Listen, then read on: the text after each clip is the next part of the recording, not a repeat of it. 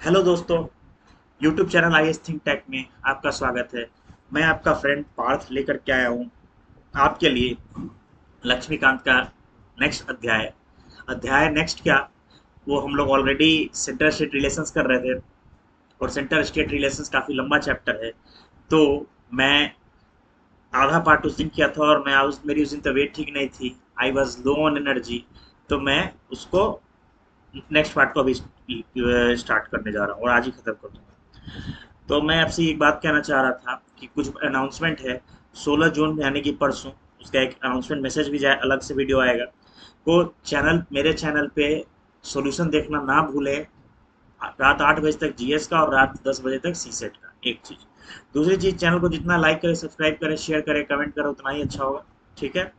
तो बिना time waste किए हम लोग स्टार्ट करते हैं। हम लोग देख रहे थे, टॉपिक का जो नाम था वो था कि ऑल इंडिया सर्विस किस तरह से एडमिनिस्ट्रेटिव रिलेशंस के अंदर ऑल इंडिया सर्विस भी आती है।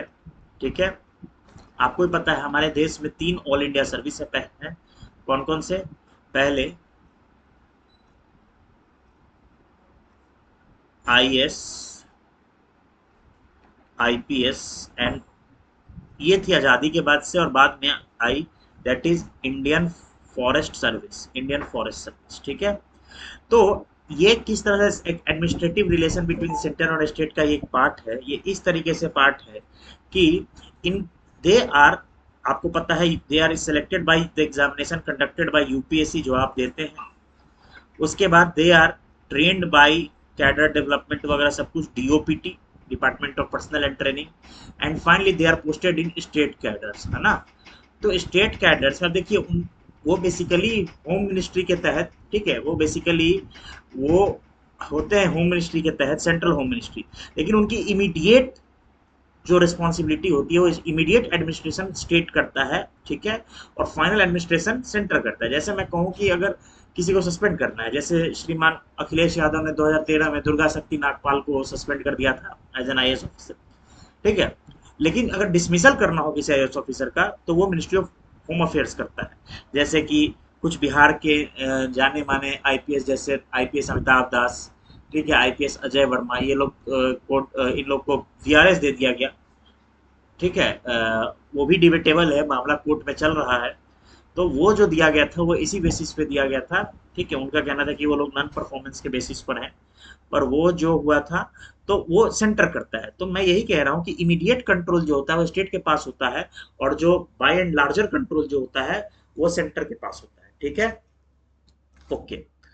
तो इसीलिए ये भी एक बिंदुओं के तहत आता है। अब प्रश्न है कि जब सरदार पटेल थे, he was against the all India services, पर सॉरी पंडित नेहरू, बट सरदार पटेल ने इसको कंटिन्यू किया ये कहते हुए, क्योंकि ये दे हेल्प, ये क्या करते हैं, क्या क्या इनका फंक्शन है, वो फंक्शन सरदार पटेल ने भी उनको एक्नॉलेज किया था और इसलिए उनको इस सर्विस को कंटिन्यू रखा। वो फंक्शन क्या है कि हाई इंडिया के अंदर यूनिफॉर्मिटी इन एडमिनिस्ट्रेशन रखते हैं। They act as linkage between centre and the state, है ना। इसके अलावा ये कह सकते हो दे एक्ट लिंकेज आप कह सकते हैं। फिर they help in policy implementation, फिर वेलफेयर पॉलिसीज को इम्प्लीमेंट करने में, ये सब इनके फंक्शंस हैं। जो जितनी अंडरलाइन है वही काम की बातें हैं, बाकी कुछ खास बातें नहीं है। लेकिन इसमें एक इंपॉर्टेंट चीज ये है कि ऑल इंडिया सर्विस किसी स्टेट को अपनी सिविल सर्विसेज बनाने से नहीं रोकता। और इसीलिए आप देख सकते हैं Haryana public service commission, BPSC, Bihar public service commission, state service commission भी बने हुए हैं, है ना। नेक्स्ट, जो रिक्रूट करते हैं public service commission.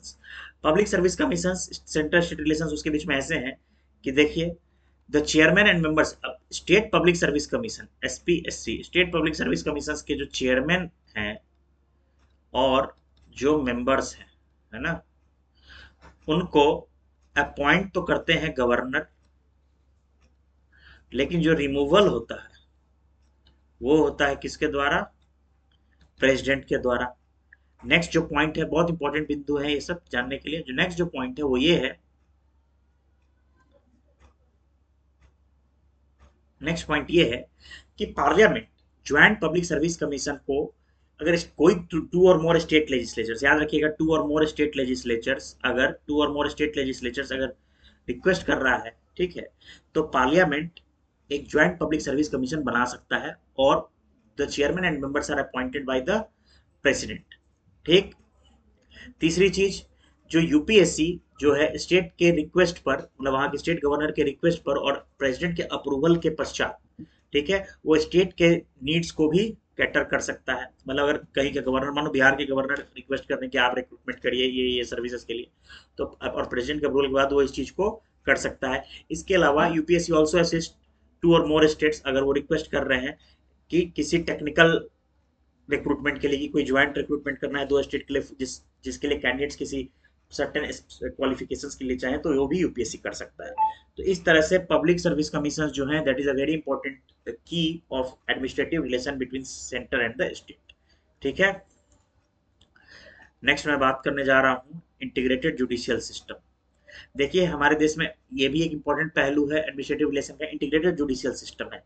That is India में एक ही कोर्ट है, that is the supreme court, that as the apex court है ना, सुप्रीम कोर्ट है एज द एपेक्स कोर्ट, उससे नीचे है हर स्टेट में हाई कोर्ट, और उससे नीचे है हमारे सबऑर्डिनेट कोर्ट्स है ना। तो एक ही इंटीग्रेटेड हमारे यहाँ जुडिशियरी है जो रेमिडियल प्रोसीजर्स के लिए होते हैं।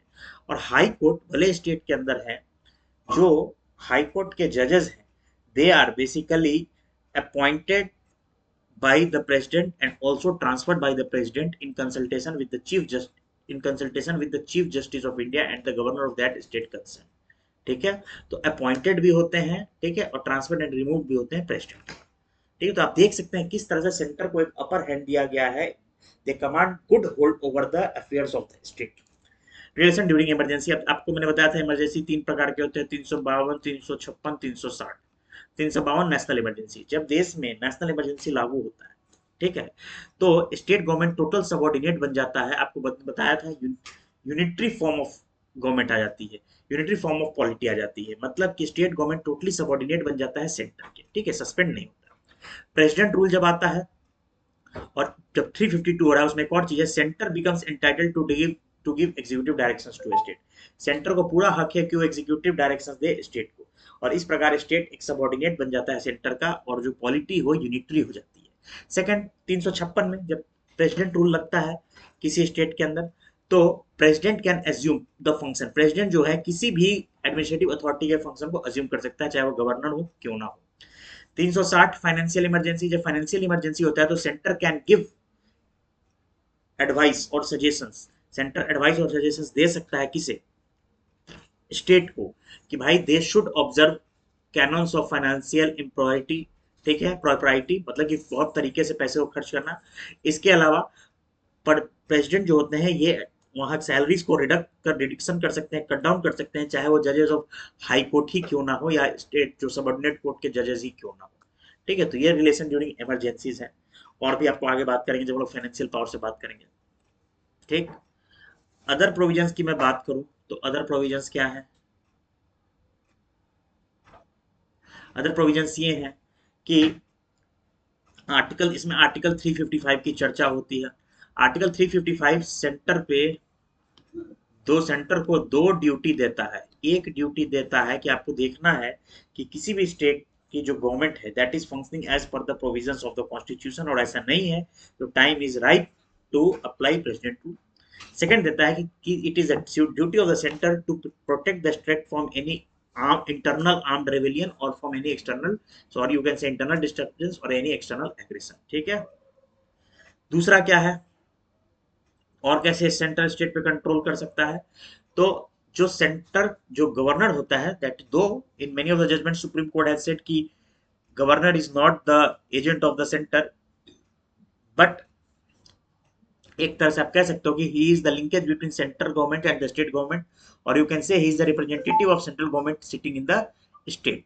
तो ही सब वो रिपोर्ट्स सबमिट करते हैं प्रेसिडेंट को regarding the administration in the state. ठीक, तीसरी चीज, जो स्टेट इलेक्शन कमिश्नर है एसईसी, आपको पता है इलेक्शन कमीशन में एक नेशनल इलेक्शन कमीशन होता है, सेंट्रल इलेक्शन कमीशन, और एक होता है स्टेट इलेक्शन कमीशन। जो एसईसी होता है, ठीक है, उसके जो इलेक्शन कमिश्नर होते हैं, उनके जो इलेक्शन कमिश्नर होते हैं, ठीक है, he is appointed by the he is appointed by the state although he is removed by the president। तो इस तरह से देखिए, इसे हम लोग क्या देख रहे हैं, इसे हम लोग देख रहे हैं किस तरह से सेंटर को एडमिनिस्ट्रेटिव फंक्शन में अपर हैंड दिया गया है स्टेट के कंपैरिजन में, how centre commands control over the state administration. Last extra constitutional device, और भी बहुत सारे डिवाइसेस एक्स्ट्रा कॉन्स्टिट्यूशनल डिवाइसेस, ठीक है, जैसे नेशनल इंटीग्रेशन काउंसिल था, है, ठीक है, पहले नेशनल डेवलपमेंट काउंसिल एनडीसी हुआ करता था। फिर बहुत सारे कॉन्फ्रेंस है, होम मिनिस्टर कॉन्फ्रेंस है जिसमें हर राज्य के होम मिनिस्टर्स बैठते हैं and it is presided by central home minister. जजेस कॉन्फ्रेंस है presided by CJI of India. Then you can say कि गवर्नर्स कॉन्फ्रेंस है president by president of India. CM conference है प्रेसिडेंट बाय प्राइम मिनिस्टर। तो no doubt अगर centre का नुमाइंदा preside कर रहा है तो अपर हैंड तो उसको है। तो these where the you can से उस दिन और आज का मिला के हमने लेजिस्लेटिव रिलेशन खत्म किया, एडमिनिस्ट्रेटिव रिलेशन खत्म किया, now we are going towards financial relation. Legislative relation में फिर मैं बता दूं, अपर हैंड किसको है, पार्लियामेंट को है। एग्जीक्यूटिव में भी पार्लियामेंट को है, लेकिन एग्जीक्यूटिव में यह है कि जो कंकरेंट है वो स्टेट के पास है, लेजिस्लेटिव में जो कॉन्करेंट है वो सेंटर के पास है। एग्जीक्यूटिव में जो कॉन्करेंट है वो स्टेट के पास है until and unless constitution and parliament provides कि हाँ ये काम सेंटर का है, ठीक है। नेक्स्ट हम लोग पढ़ने जा रहे हैं फाइनेंशियल रिलेशन। थोड़ा मैं पीडीएफ बदलूंगा क्योंकि मेरे पास जो ओल्ड पीडीएफ है उसमें जो चेंज चैप्टर है तो मैं न्यू पीडीएफ निकाल रहा हूँ, ठीक है। ज्यादा टाइम लगेगा, बगल के ही टैब में फाइनेंशियल रिलेशंस, ठीक है।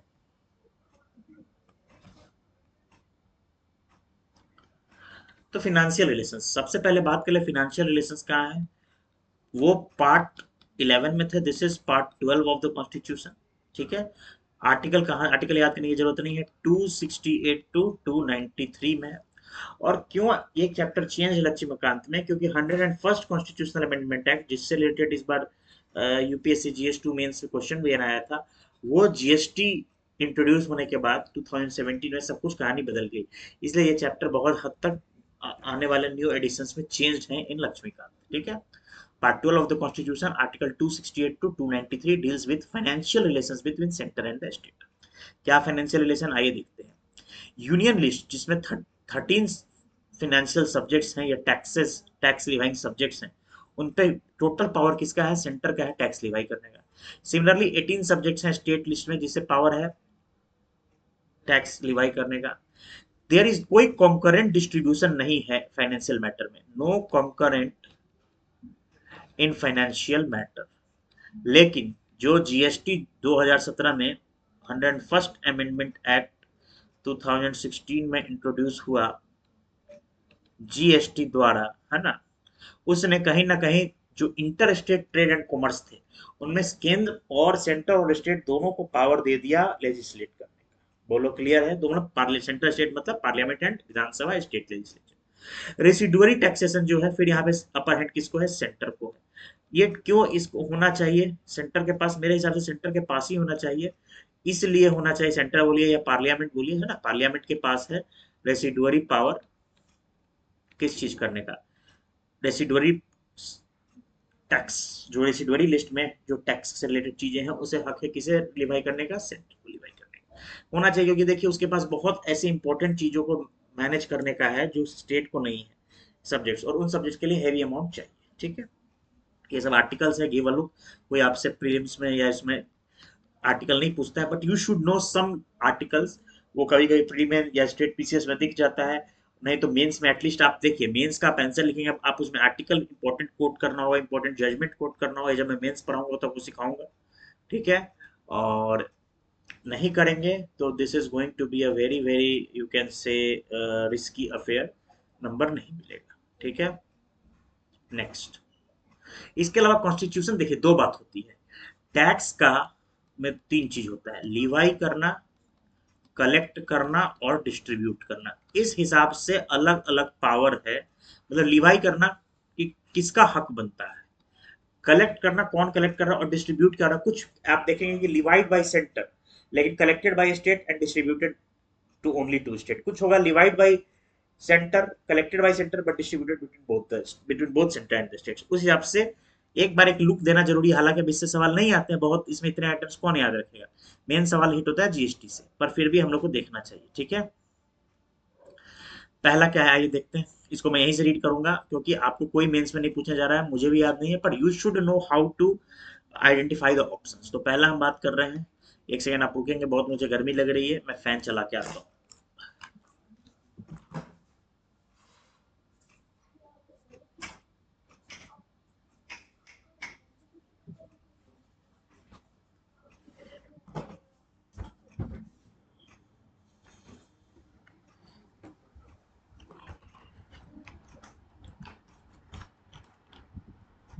हाँ जी, तो मैं बात कर रहा था कि पहला, स्टेट लेजिस्लेचर को पूरा हक है कि वो profession tax, trade tax, employment tax लगा सकता है, लेकिन आपको क्या ध्यान रखना है कि 2500 पर एनम जो है वो लिमिट है, सीलिंग है, उसको क्रॉस नहीं करना है। ठीक है, स्टेट लेजिस्लेचर को टैक्स नहीं लगा सकता है किन किन सप्लाई ऑफ गुड्स और सर्विसेज पे। पहला, वो गुड्स एंड सर्विसेज पे वो नहीं लगा सकता है जो आउटसाइड द स्टेट सप्लाई हो रहे हैं, या वो उन पे नहीं लगा सकता है जहां कोई एक्सपोर्ट या आप एक्सपोर्ट या आउट या इंपोर्ट हो रहा है। ठीक, इसके अलावा पार्लियामेंट के पास पावर है इस चीज को ध्यान रखने का कि जब सप्लाई ऑफ गुड्स और सर्विसेज हो रहा है किसी स्टेट के बाहर में, तो पार्लियामेंट को हक है कि वो कानून बनाए इस चीज से रिलेटेड कि किसको टैक्स मिलेगा, कौन टैक्स लेगा, कौन टैक्स देगा, और इसी के तहत आप देख सकते हैं जीएसटी आया था इसी प्रिंसिपल पे, है ना। नेक्स्ट, स्टेट टैक्स लगा सकता है सेल या कंजम्पशन पे इलेक्ट्रिसिटी के। ठीक है, लेकिन फिर से ध्यान से रखिएगा, ये इंपॉर्टेंट पॉइंट है, प्रीलिम से पूछा जा चुका है। स्टेट के पास हक है वो भी बिजली के खरीद फरोख्त पे वो टैक्स लगा सकता है, लेकिन कोई भी ऐसा बिजली की खरीद फरोख्त पे टैक्स नहीं लगेगा जो सेंटर या उसकी कोई एजेंसी कंज्यूम कर रही है या रेलवे के कामों के लिए वो कंज्यूम हो रहा है। ठीक है, याद रखिए कि वो लगा सकता है इलेक्ट्रिसिटी पे, वो इलेक्ट्रिसिटी पे टैक्स लगा सकता है। ठीक है, स्टेट टैक्स लगा सकता है, लेकिन अगर वो इलेक्ट्रिसिटी इंडियन रेलवेज के लिए यूज हो रही है तो वहां नहीं लगा सकता है टैक्स, या सेंटर या उसकी कोई एजेंसी के लिए यूज हो रही है तो वो टैक्स नहीं लगा सकता। ठीक है, इसके अलावा स्टेट लेजिस्लेचर पानी से रिलेटेड टैक्स भी लगा सकता है। ठीक है, क्लियर है। और electricity store generated consume distributed sold by any authority established for related to inter. देखिए, स्टेट लेजिस्लेचर अगर कोई इंटर स्टेट रिवर वैली है उसको अगर यूज किया जा रहा है बिजली प्रोड्यूस करने के लिए, तो स्टेट उस पर टैक्स लगा सकता है। ठीक है, लेकिन वो तभी लगा सकता है, इंपॉर्टेंट पॉइंट है मैं बता रहा हूँ, लेकिन वो तभी लगा सकता है उस टैक्स को जब, अगर वो बिल, ठीक है, अगर वो बिल गवर्नर ने रख दिया, रिजर्व कर दिया था प्रेसिडेंट के कंसिडरेशन के लिए और प्रेसिडेंट ने उसको एसेंट दे दिया था। ठीक है, नेक्स्ट हम बात करने जा रहे हैं डिस्ट्रीब्यूशन ऑफ टैक्स रेवेन्यू। तो ये इंपॉर्टेंट है, जो मैं मुझे भी याद नहीं रहता है, पर यू शुड नो। देखिए, याद रखने का मतलब कि कोई आपसे ये नहीं बोला है लिख के ये चीज इन प्रिंसिपल्स को दिखाओ, और ना कोई मेन से पूछने जा रहा है। यू शुड नो कि अगर ऑप्शन आए, जैसे ऑप्शन आ सकता है कि किसी ऑप्शन में कह देगा state can not impose tax on any water used for generation of you can say electricity और inter river valley, river valley. ठीक है, तो उस सिचुएशन में you should know how to identify कि ये सही है या गलत है, तो उसके लिए दिमाग में एक धुंधली ध्यान में हुनकसी होनी चाहिए। ठीक है, नेक्स्ट, अब डिस्ट्रीब्यूशन ऑफ टैक्स रेवेन्यू कैसे होता है। ठीक है, टैक्स रेवेन्यू डिस्ट्रीब्यूशन दो बहुत इंपॉर्टेंट अमेंडमेंट से बदला, और वो है, पहला अमेंडमेंट था 80th अमेंडमेंट एक्ट 2000, और दूसरा था 101st अमेंडमेंट एक्ट 2016, जो कि फेमसली नोन है जीएसटी, जिसने इंट्रोड्यूस किया था। तो उसको हम लोग एक बार नट सेल में देख लेते हैं। 80 अमेंडमेंट एक्ट जो था वो 10th फाइनेंस कमीशन के कंसिडरेशन को इंप्लीमेंट करने के आया था। वो कहता था कि जो टोटल 29% डिवोल्यूशन होना चाहिए स्टेट को। ठीक है, it was known as alternative scheme of devolution, और 1996 में आया था। इसने कई सारे टैक्सेस जो थे, जैसे कॉर्पोरेशन टैक्स, कस्टम ड्यूटीज को इनकम टैक्स के जैसा, ठीक है, के इनकम टैक्स के एट पैर विथ इनकम टैक्स कर दिया था। ठीक है, और मतलब उसके पैरिटी में ला दिया था। ठीक है, लेकिन ये बहुत ज़्यादा हमारे लिए इंपॉर्टेंट नहीं है, इसलिए बहुत ज़्यादा ध्यान नहीं रख रहे हैं। नॉट इम्पॉर्टेंट, हमारे लिए इंपॉर्टेंट क्या है, that is 101st constitutional amendment act, GST tax. आपको भी पता है जीएसटी क्या था, मोटा मोटी मैं आपको एक आइडिया दे दूं। जीएसटी, ये वन नेशन वन टैक्स की बात हुई थी। मल्टीपल स्लैब्स हैं इसके अंदर, क्या क्या है, 5, 12, 18, 28% की स्लैब्स। फूड वगैरह जो चीज़ है, कई जीएसटी से एग्जेम्प्टेड चीज़ है। इलेक्ट्रॉनिक्स में ज़्यादा ध्यान से देखेंगे, अल्कोहल है, इलेक्ट्रिसिटी है, ये सब एग्जेम्प्टेड चीज़ है।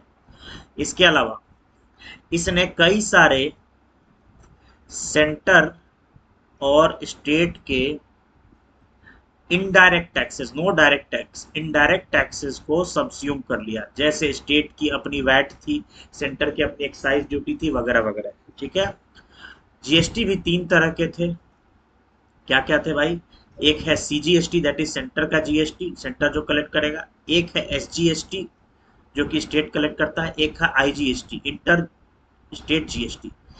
तो ये एक डेस्टिनेशन बेस्ड टैक्स है। क्या है ये? डेस्टिनेशन बेस्ड टैक्स है। इसके बारे में हम लोग ज्यादा, मतलब कि अगर मान लीजिए बिहार प्रोड्यूस कर रहा है और उत्तर प्रदेश में चीजें जा रही हैं, ठीक है, तो समझिएगा what is meant by destination based tax. तो डेस्टिनेशन बेस्ड टैक्स ये है कि जो टैक्स मिलता था पहले, मानो बिहार प्रोड्यूस किया और सामान यूपी जा रहा था, पहले जो प्रोड्यूस है उसको टैक्स मिलता था। अब जो टैक्स है वो जहाँ जा रहा है उसको मिलेगा, ठीक है। फिर सेंटर उसको जो रेवेन्यू में लॉस हो रहा है उसको कंपनसेशन स्कीम, जो कि आगे चल के कोविड की वजह से बढ़ाया गया और फिर एक्सटेंड कर दिया गया है, वो सब इकोनॉमिक्स की बात है। फिलहाल हम लोग बात कर ले, एक लुक दे दीजिएगा कौन कौन से टैक्स को सब्स्यूम की कर दिया गया है ना। ये क्या हो गया, हैंग कर गया क्या? कौन कौन से टैक्स को सब्स्यूम कर लिया गया वो हम लोग एक बार देख लेते हैं। तो देख लेंगे। Central excise duty, additional excise duty levied under medicinal and toilet preparation, service tax, additional custom duty, counter special additional duty of custom, central surcharges, central cess related to the supply of goods and services. इसी तरह से state के कई सारे taxes subsume कर लिया। That is state value added tax, entertainment tax, central sales tax divide by centre and collected by state, octroi duty, purchase tax, luxury tax, tax on betting gambling, state surcharges, ये सब कर लिया गया, ठीक है। इसके अलावा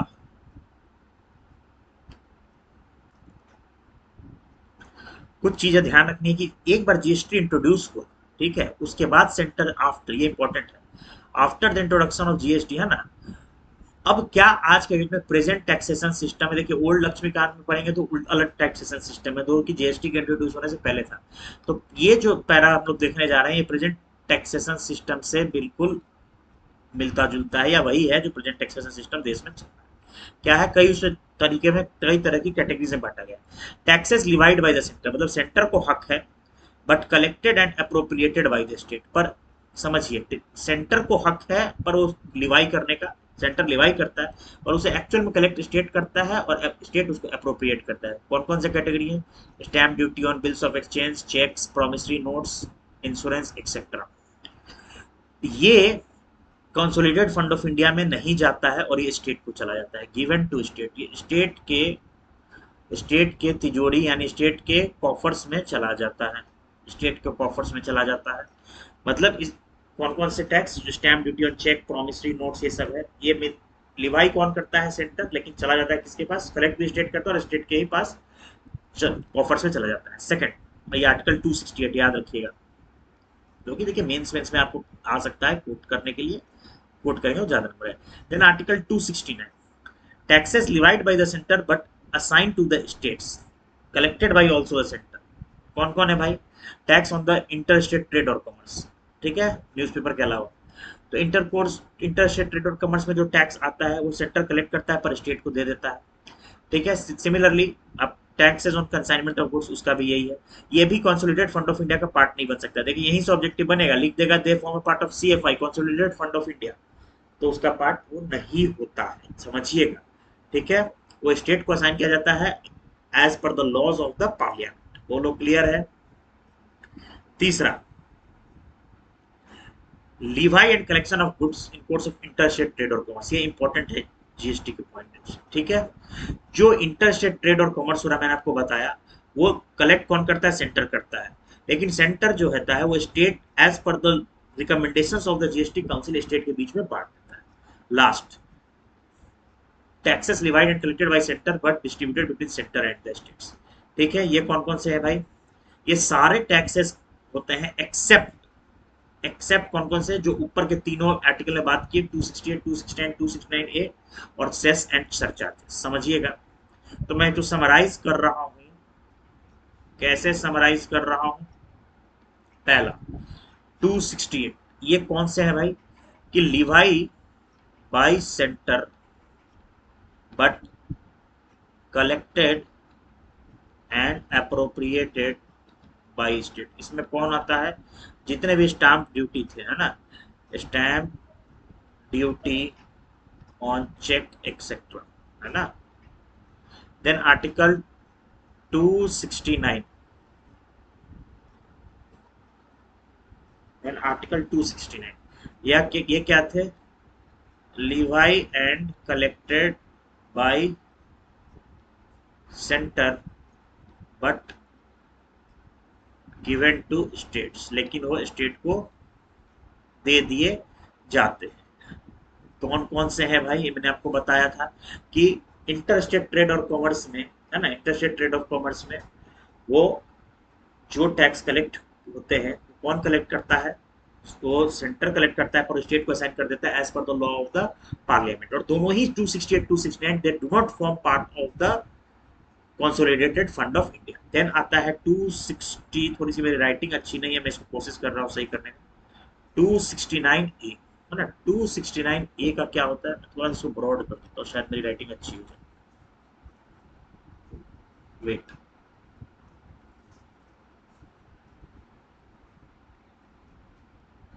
269 ए, 269 ए में कौन होता है? वही मैं आपको बता रहा हूँ, इंटर स्टेट ट्रेड में जो आते हैं वो 269 ए में है। ठीक है, ये कौन से लॉ हैं? ये किसको जाते हैं? ये भी जाते हैं, मैंने आपको बताया था, that is collected by centre but assign to state. कैसे असाइन होते हैं भाई? As per the recommendations of the GST council, जो कि पार्लियामेंट ने बनाया है, as assign to states. Last जो है आर्टिकल 270, वो क्या बताता है? 370 तो कश्मीर वाला था कि भैया इसमें collected by centre but distributed between states, collected by centre but distributed between centre and state. ये इसमें सारे हैं, ऑल एक्सेप्ट जो 268 269 269 ए के तहत है, एंड जो सेस एंड सरचार्जेस हैं, ठीक है, जो सेंटर लगाता है। सेस क्या होता है? जैसे स्वच्छ भारत सेस, कोल सेस। सरचार्जेस जो होता है टैक्स, पूरे टैक्स पर जो टैक्स लगता है, दैट इज सरचार्ज, है ना, ये। ठीक है, इकोनॉमिक्स में समझेंगे दोनों के जो डिफरेंस क्या है, फिलहाल इसको रहने दीजिए। ठीक है, ये हो गया। देन आता है और भी कहानी है, आर्टिकल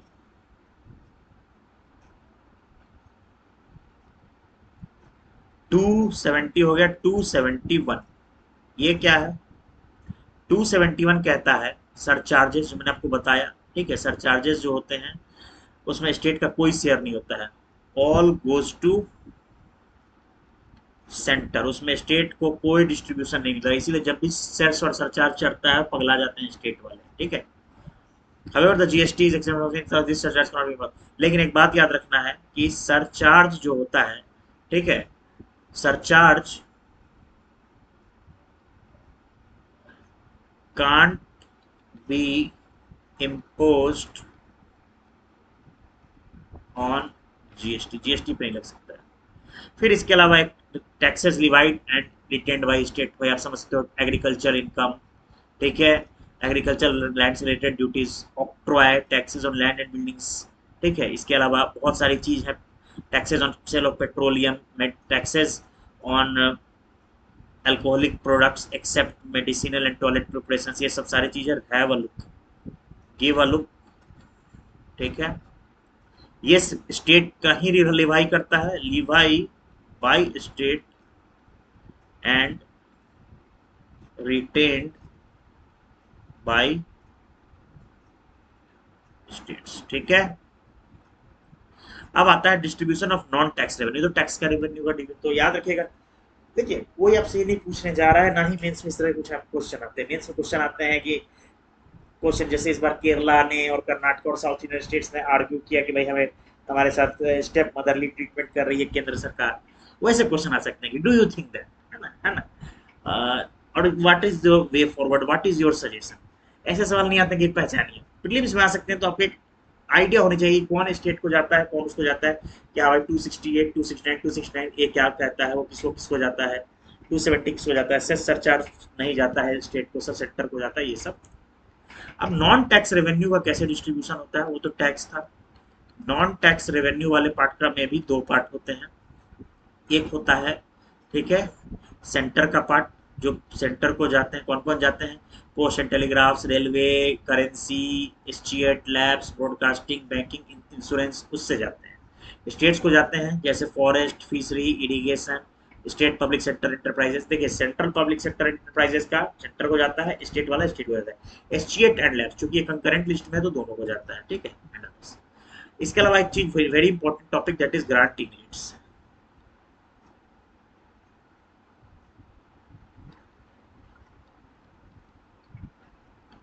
देखिए ग्रांट यूनिट्स का क्या होता है। अब ग्रांट जो होता है, ठीक है, टैक्स शेयर के अलावा कॉन्स्टिट्यूशन जो होता है वो ग्रांट इन एड्स बोलता है सेंटर को बांटने के लिए स्टेट्स को, ठीक है। अब उसमें दो तरह के होते हैं। एक होता है स्टैट्यूटरी ग्रांट, जो कि आर्टिकल 275 है। ये सारे स्टेट को नहीं मिलता है, सिर्फ और सिर्फ नीडी स्टेट को मिलता है, ओनली नीडी स्टेट को मिलता है, ठीक है। जो फाइनेंशियल असिस्टेंस के हैं, नॉट टू एवरी स्टेट लिखा हुआ है, ठीक है। और they are charge on consolidated fund of India, याद रखिएगा, charge on CFI, that is consolidated fund of India, ठीक है। और इसका डिस्ट्रीब्यूशन कौन करता है, इसका वो डिस्ट्रीब्यूट्स इट, ठीक है। तो देखिए ये कोई ऐसा इसमें फाइनेंस कमीशन इसको डिस्ट्रीब्यूट नहीं करता है। ये आप कह रहे हैं it empowers the parliament to make grants to states that are in need of financial assistance, जो फाइनेंशियल असिस्टेंस में है, सभी स्टेट को नहीं मिलता है, सिर्फ उनको मिलता है, ठीक है।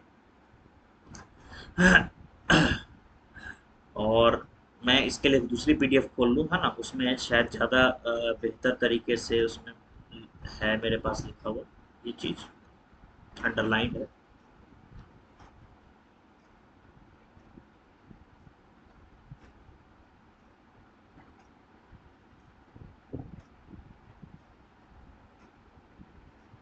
हाँ देखिए, grants, statutory grants, statutory article 275, ये पार्लियामेंट को, ये सभी स्टेट को नहीं मिलता, जो नीड में है उन्हीं को मिलता है, ठीक है। और पार्लियामेंट हक देता है, parliament sorry, constitution empowers the parliament, चूंकि वो ग्रांट दे सकता है नीडी स्टेट को जो फाइनेंशियल असिस्टेंस के नीड में है, ठीक है। और ये मैं इसलिए मैं आपको बोला, ये बेसिकली, सॉरी गलत बोल गया, ये बेसिकली फाइनेंस कमीशन के रिकमेंडेशन पे मिलता है। किसके रिकमेंडेशन में मिलता है, फाइनेंस कमीशन के रिकमेंडेशन पे। और they are charge on the consolidated fund of India, ये कंसोलिडेटेड फंड ऑफ इंडिया के पे चार्ज होता है, ठीक है। चार्ज और कंसोलिडेटेड फंड ऑफ इंडिया का तो समझते हैं, दे आर नॉन वोटेबल, है ना। आगे हम लोग पार्लियामेंट्री प्रोसेस में उसकी बात होगी, वोटेबल नहीं होता है, मतलब आप वोटिंग से उसको हटा नहीं सकते। डिस्क्रिशनरी एक और ग्रांट है, दैट इज डिस्क्रिशनरी ग्रांट। क्या है वो, डिस्क्रिशनरी ग्रांट। डिस्क्रिशनरी ग्रांट नाम से पता चल रहा है, ये आर्टिकल 228 के तहत होता है, वो 275 के तहत, ठीक है। ये सेंटर और स्टेट दोनों को एम्पावर करता है कि they should make any grant for public purpose, और even if it is not within their legislative competence, ठीक है। भले उनके लेजिस्लेटिव कॉम्पिटेंस के अंदर नहीं है, ठीक है, फिर भी वो ग्रांट्स दे सकते हैं फॉर द डेवलपमेंट और फॉर द पब्लिक पर्पस। इनको डिस्क्रिशनरी ग्रांट इसलिए कहते हैं क्योंकि सेंटर को कोई जबरदस्ती नहीं, ऑब्लिगेशन नहीं है देने का। वहाँ फाइनेंस कमीशन के रिकमेंडेशंस उनको देने होते हैं, ठीक है। यहाँ पे कोई ऑब्लिगेशन नहीं है देने के लिए, वो डिस्क्रिशनरी है, मन चाह, ठीक है। और क्यों दिया जाता है, दो पर्पस के लिए, ताकि स्टेट्स अपने फाइनेंशियल टारगेट्स को फुलफिल करें और वो केंद्र के जो स्कीम्स हैं उनको लागू लागू कर सकें, ठीक है। Next, other grants. एक थर्ड तरह का भी ग्रांट होता है, टेम्पररी ग्रांट, जो बेसिकली ईस्टर्न स्टेट, जो जूट प्रोड्यूसिंग स्टेट थे, तो उनके एक्सपोर्ट ड्यूटी के ल्यू में, जो एक्सपोर्ट ड्यूटी का उनको लॉस हुआ था उसके ल्यू में उनको ग्रांट दिया जाता था, अब वो नहीं दिया जाता है, ठीक है। और वो भी फाइनेंस कमीशन के रिकमेंडेशन पे दिया जाता है। नेक्स्ट, फाइनेंस कमीशन, ठीक है। फाइनेंस कमीशन क्या है भाई, क्वालिफिकेशन वगैरह मेंबर के क्या होते हैं, ये आगे के चैप्टर्स में आएंगे। फिलहाल आप बता दें, आर्टिकल 280 इसको स्टैब्लिश करता है। ये एक क्वासी जुडिशियल बॉडी है, चूंकि कॉन्स्टिट्यूशन में के आर्टिकल के तहत स्टैब्लिश है, तो ये कॉन्स्टिट्यूशनल बॉडी होता है। दो तरह की चीजें को समझिएगा, तीन तरह की बॉडीज मिलेंगी आपको पॉलिटी के अंदर, constitutional, executive and statute. Constitutional जो डायरेक्ट आर्टिकल, कॉन्स्टिट्यूशन के आर्टिकल के तहत स्टैब्लिश हुए, जैसे finance commission, election commission, CAG। Statutory commission जो किसी कानून के तहत स्टैब्लिश हुआ, जैसे सेबी, सेबी एक्ट के तहत आया, उसको संविधान ने नहीं बनाया था, security and exchange board of India, है ना।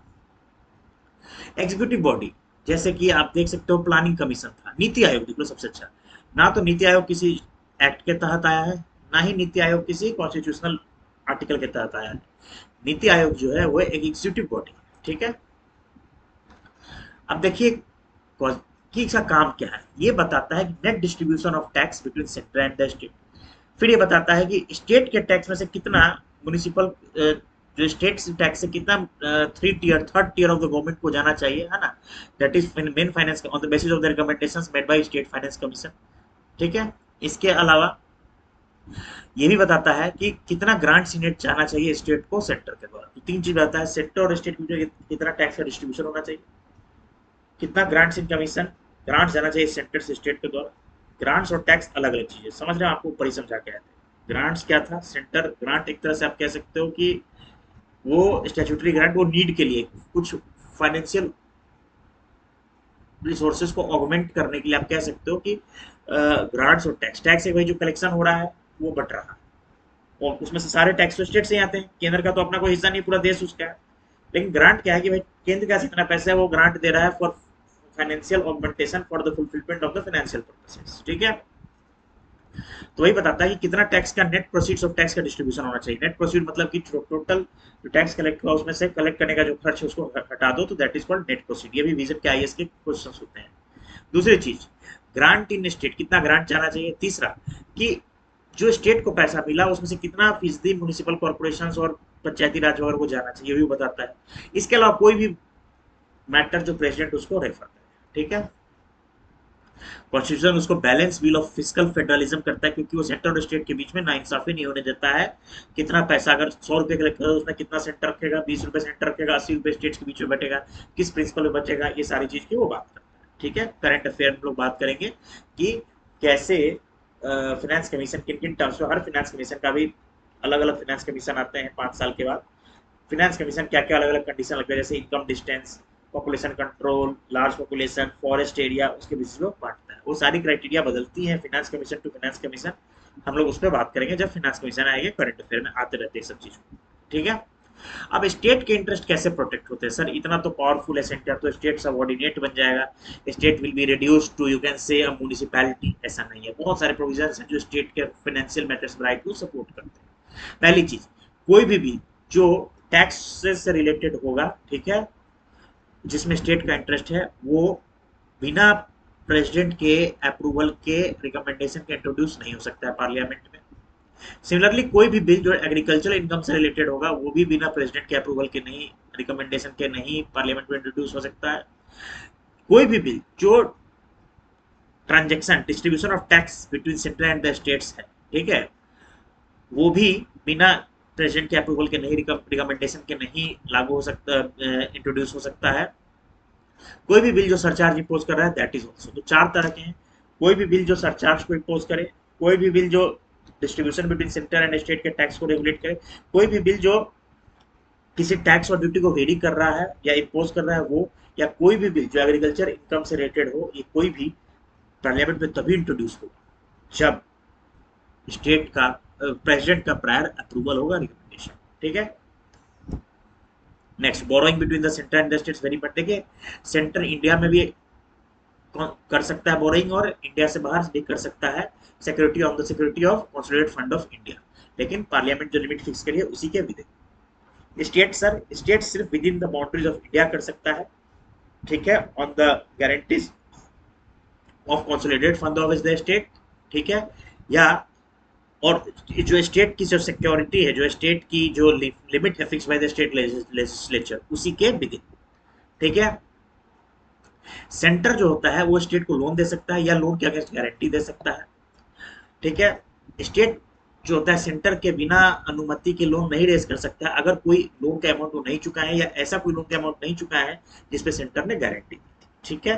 तो कुछ बातों को क्या ध्यान रखना है कि सिर्फ स्टेट सिर्फ विद इन इंडिया, सेंटर बाहर भी लोन दे सकता है। वो लेता है कंसोलिडेटेड फंड ऑफ इंडिया की सिक्योरिटी पे, स्टेट लेता है कंसोलिडेटेड फंड ऑफ स्टेट की सिक्योरिटी पे। सेंटर जो केंद्र है वो स्टेट को लोन दे सकता है, या स्टेट कोई लोन उठा रहा है उस पर गारंटी दे सकता है। चौथा, स्टेट कोई लोन नहीं उठा सकता है अगर वो लोन पेंडिंग है जो वो केंद्र से लिया था, या ऐसा कोई लोन जिसपे स्टेट केंद्र ने गारंटी ली थी पर वो पेंडिंग है तो नहीं। इंटर गवर्नमेंटल टैक्स इम्यूनिटी क्या क्या है भाई, वेरी इंपॉर्टेंट सेक्शन मैं आपको बता रहा हूँ। देखिए आज का लेक्चर लंबा होगा क्योंकि मुझे खत्म करना है इस चैप्टर को। देखिए exemption of central property from state taxation, central की जो प्रॉपर्टी है उसको स्टेट टैक्स नहीं कर सकता है, ठीक है, लेकिन पार्लियामेंट जो है वो उस बैन को हटा सकता है, ठीक है। दूसरी चीज प्रॉपर्टी में क्या आता है, जो भी फाइनेंशियल चीज है, जैसे आपको buildings, debts, everything that is a money value, ठीक है। लेकिन सेंट्रल गवर्नमेंट की जो कंपनी है, ठीक है, वो टैक्सेबल है स्टेट के अंदर क्योंकि वो एक डिफरेंट एंटिटी है। Similarly exemption of state political property from income of central taxation, similarly state की जो प्रॉपर्टी है उसको सेंट्रल टैक्स नहीं करेगा, लेकिन जो कमर्शियल ऑपरेशंस है स्टेट का, ठीक है, वो कर सकता है, उसको टैक्सेशन दे सकता है, कर सकता है सेंटर, अगर पार्लियामेंट प्रोवाइड करता है, ठीक है। लेकिन ये लाइन इंपॉर्टेंट है, Parliament can declare any particular trade as incidental to the ordinary functions of the government and hence it can be immune. लेकिन पार्लियामेंट के पास पावर हो क्या है कि भैया ये जो फंक्शन है स्टेट का, ये जो है, ठीक है, ये कमर्शियल ऑपरेशन नहीं है, ठीक है, बट वो एक ऑर्डिनरी फंक्शन, समझिए स्टेट का जो ऑर्डिनरी फंक्शन है वो टैक्स नहीं हो सकता, लेकिन स्टेट का जो कमर्शियल फंक्शन है वो टैक्स हो सकता है। लेकिन कुछ कमर्शियल फंक्शंस को भी पार्लियामेंट को पावर है जो कहते हैं कि ऑर्डिनरी फंक्शंस की तरह ट्रीट किया जाएगा, so they are not taxable by the centre. लेकिन जो लोकल अथॉरिटी, जो म्यूनिसिपैलिटीज की जो है, म्यूनिसिपैलिटीज की जो प्रॉपर्टीज है ना, म्यूनिसिपैलिटी की जो प्रॉपर्टीज है वो नॉट इम्यून, उनको सेंटर टैक्स कर सकता है, ठीक है। और एक और बहुत इंपॉर्टेंट, सुप्रीम कोर्ट ने कहा था कि जो immunity from the central taxation जो स्टेट को प्रोवाइडेड है वो कस्टम ड्यूटी और एक्साइज ड्यूटी में नहीं एप्लीकेबल हो। एक्साइज ड्यूटी कब लगता है, कस्टम ड्यूटी कब लगता है, कस्टम ड्यूटी जो लगता है वो स्टेट से चीजों को कोई भी राज्य में इंपोर्ट एक्सपोर्ट में कस्टम ड्यूटी लगती है, ठीक है, वो तो लगेगा ही। जैसे मान लो बिहार अमेरिका से कुछ मंगा रहा है तो कस्टम ड्यूटी तो लगेगा, सेंटर उसको चार्ज कर, वो आप नहीं कह सकते कि भैया हम इम्यून है टैक्सेशन से। सिमिलरली एक्साइज ड्यूटी जब कोई प्रोड्यूस हो रहा है उस पर भी लगेगा, तो ये चीज इम्यून है, याद रखिएगा। ये सब बहुत बारीक चैप्टर है इसलिए इतना टाइम लग रहा है और इतना एक्सप्लेनेशन भी करना पड़ रहा है, ठीक है। इफेक्ट ऑफ इमरजेंसी, मैंने आपको बताया कि इफेक्ट ऑफ इमरजेंसी में क्या होता है, किस तरह से सेंट्रल स्टेट का फाइनेंशियल रिलेशन चेंज हो जाता है, मैंने आपको बताया है ना, कि उस सेंटर को हक है वो गाइडेंस दे सकता है स्टेट को कि to maintain the canons of financial propriety. दूसरी चीज कि इवन जो प्रेसिडेंट है ही can reduce the salary that is even of the जजेस of the high court and subordinate courts. और ये कब तक रहेगा, जब तक जिस फाइनेंशियल ईयर तक, मानो कि फाइनेंशियल ईयर मार्च 2025 में एंड हो रहा है और जो इमरजेंसी है वो अक्टूबर 2024 में खत्म हो गई, फिर भी वो मार्च 2025 तक चलेगा, जिस समय जब जाकर के उस टर्म का फाइनेंशियल ईयर खत्म होगा तब जाकर के वो आपको समाप्त होगा, ठीक है। फाइनेंशियल इमरजेंसी, फिर वही बता रहा हूँ कि फाइनेंशियल प्रोप्राइटी मेंटेन करने का, रिड्यूस द सैलरी, सब कहा जा सकता है, कॉमन सी बात है। Trends in central state relation, देखिए मेंस का टॉपिक है, हम ज्यादा मेंस में डील करेंगे, लेकिन हाँ बता दूं कुछ कमीशन मैंने जो आपको प्रीलिम्स के लिए याद रखना चाहिए। कौन कौन कमीशन थे, पहले देखिए कांग्रेस 1967 तक केंद्र में भी थी और राज्य में भी, तो कन्फ्लिक्ट कम था, लेकिन जैसे जैसे दोनों जगह केंद्र में और राज्यों में अलग अलग सरकारें बनने लगी तब से आप समझ सकते हो टसन और कन्फ्लिक्ट चालू हो गया, ठीक है। क्या क्या टेंशन का एरियाज रहे हैं भाई, टैक्स का डिस्ट्रीब्यूशन, अभी आपने देखा रामलीला ग्राउंड में कभी केरला तो कभी कर्नाटका ने प्रदर्शन किया। दूसरा misuse of the power of governor, ठीक है। तीसरा सेस एंड सरचार्ज, हमेशा बोन ऑफ कंटेंशन है। जीएसटी के आने के बाद जीएसटी कंपनसेशन और लॉस ऑफ रेवेन्यू स्टेट का ये एक प्रॉब्लम है।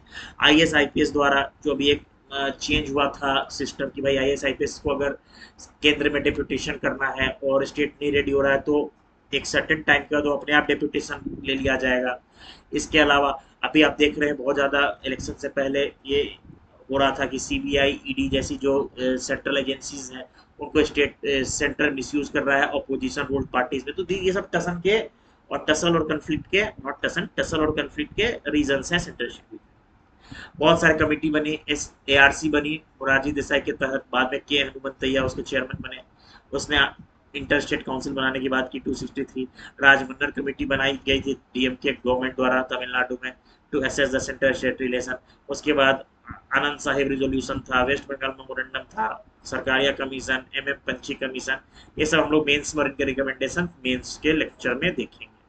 ठीक है, तो ऐसा नहीं है केंद्र, और जैसे जैसे आप देख सकते हो खासकर 2019 के बाद हद से ज्यादा केंद्र और सरकार के, आप देख सकते हैं गवर्नर का कितना, कहीं आर एन रवि तो कहीं पर Kiran Bedi versus state of Pondicherry हो जा रहा है, कहीं R N Ravi versus state of Tamil Nadu चल रहा है भाई। इसी तरह से वहाँ के गवर्नर, केरल के गवर्नर और वहाँ के स्टेट गवर्नमेंट में टसल चल रहा है। तो ये सब कॉमन चीजें हैं दोनों के बीच में। तो इसी के प्रकार प्रीलिम से रिलेटेड जो ये चैप्टर था वो समाप्त होता है ना बेटा।